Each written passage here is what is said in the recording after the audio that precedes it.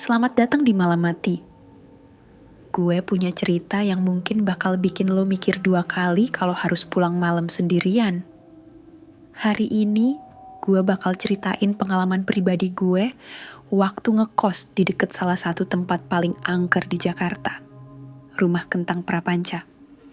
Awalnya, gue pikir itu cuma urban legend, tapi semua berubah sejak gue sering pulang lembur. Dan malam itu, semuanya berubah. Semuanya mulai dari bau kentang yang aneh, sampai sosok yang masih ngikutin gue sampai sekarang.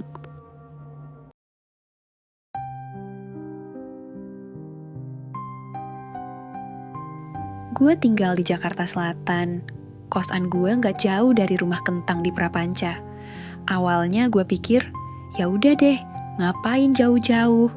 Lagi pula, kosan murah, deket kantor. Mungkin emang tempatnya agak tua, tapi bukan hal besar kan? Tiap hari gue pulang lembur. Udah jadi kebiasaan. Biasanya jam 12 baru nyampe kos. Jalanan sepi, angin malam yang dingin. Tapi ada satu hal yang selalu bikin gue gak nyaman, terutama pas gue lewat depan Rumah Kentang. Gue sering ngerasa ada yang ngeliatin gue. Setiap pulang, gue selalu lewat situ. Gak ada yang aneh sih. Cuman, entah kenapa, tiap kali gue lewat, gue sering ngerasa bau kentang. Kadang kentang rebus, kadang kayak kentang goreng yang kebakar. Awalnya gue pikir itu bau dari rumah makan yang deket situ. Tapi, yang aneh, bau itu selalu muncul pas gue lewat Rumah Kentang. Gak pernah ada orang di sana, cuma rumah tua yang gelap dan kosong. Gue coba abaikan aja, pikir gue capek habis lembur, makanya otak gue mainan. Tapi malam itu beda. Gue pulang sekitar jam 2 pagi, lebih larut dari biasanya. Jalanan sepi, cuma suara angin yang bisa kedengeran. Pas gue lewat depan Rumah Kentang, bau kentangnya bener-bener nempel. Tapi bukan cuma bau, ada sesuatu yang aneh. Gue denger suara kayak pintu yang diketuk pelan. Gue pikir itu cuma angin.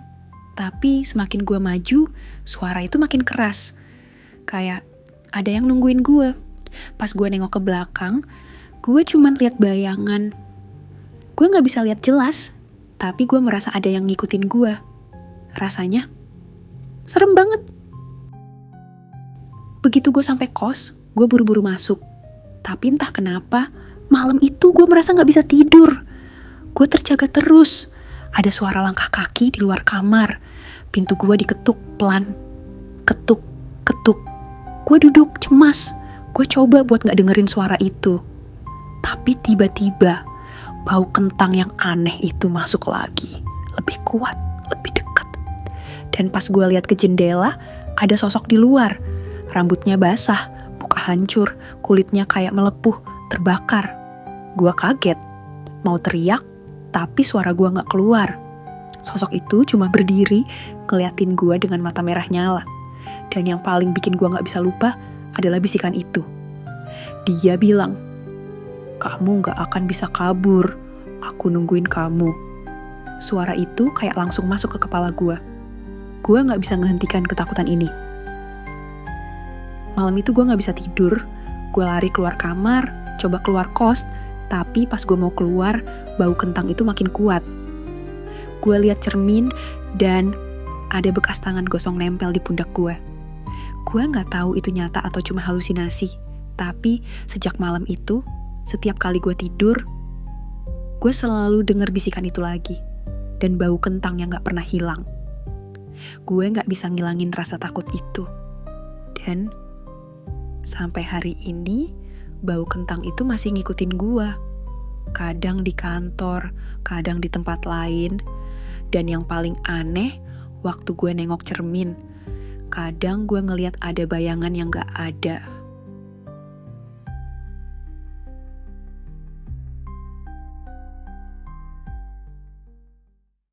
Sampai sekarang, gue masih gak tahu apa yang sebenarnya gue alamin malam itu.